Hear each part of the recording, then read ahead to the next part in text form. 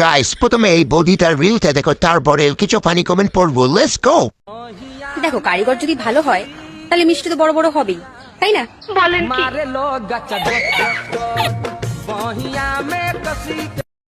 चलो भाई देखो अब मैं क्या कर। এটা পচা মিষ্টি খেলে 1 সপ্তাহ বাথরুমে বসে থাকতে হবে। যে নারী সুখ পায় না স্বামীর কাছে, সে নারী দেহ দেখা ইনস্টাগ্রামের মাঠে। তোর ওই মিষ্টি দেখার জন্যই তো ফোনে রিচার্জ করেছি। খামগি মাগি ওইভাবে দেখানোর কি দরকার, খুলে দে। कंट्रोल उदय। কারিগর প্রোডাক্টটা ভালো দিয়েছে বলেই তো মিষ্টির সাইজটা এত বড় বড় হয়েছে। মিষ্টি একটু বেশি বড় হয়ে গেছে, চল, তাতে কোনো ক্ষতি নেই। এত বড় এই মিষ্টি যে খুলে দিলে ঝুলে যাবে।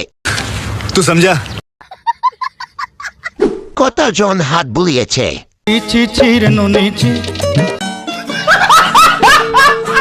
खत्म।